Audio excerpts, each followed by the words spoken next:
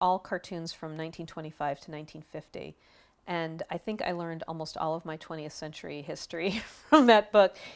My orthodontist, when I was in 6th and 7th grade, had Archie comics, and I would stay for hours after my appointments and read Archies, which I thought was what high school was going to be like, which was a very rude awakening because I was in high school in the 70s and it was not like Riverdale High.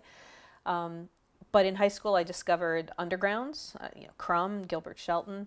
I discovered Edward Gorey, who I think people don't necessarily think of as comics, but I think he can be incorporated into the unofficial canon.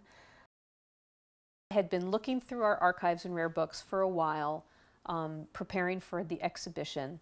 Pretty much found everything that was findable that way. And then it occurred to me to speak to our university archivist. I went up the next day and she shows me a few things and they're very cool. A lot of them found their way into the show. And then she opened up a folder and it took my breath away. It's a comic strip, a 5-panel comic strip, complete with speech balloons, from 1766. It was done by King's College undergraduates making absolutely scurrilous fun of a professor whom they really hated. And it's kind of horrifying. I mean, there's date rape, pregnancy, and abortion in 1766. And there's all this anti-Irish sentiment. And it survived. It survived from 1766. That's amazing.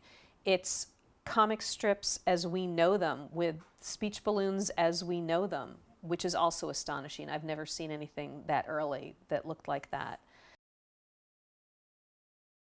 I like to say that Mad Magazine and the Marx Brothers taught me how to be a Jew in America. Like that pretty much gives you the entire cultural background that you need to be an American Jew. So Mad definitely shaped my sense of humor, but so did those New Yorker cartoons, that kind of dry, sophisticated, especially that era, the 20s, through the late 40s.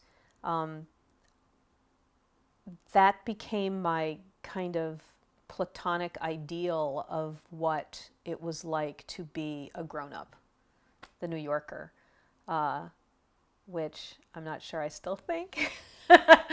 But that was definitely my feeling through most of my youth.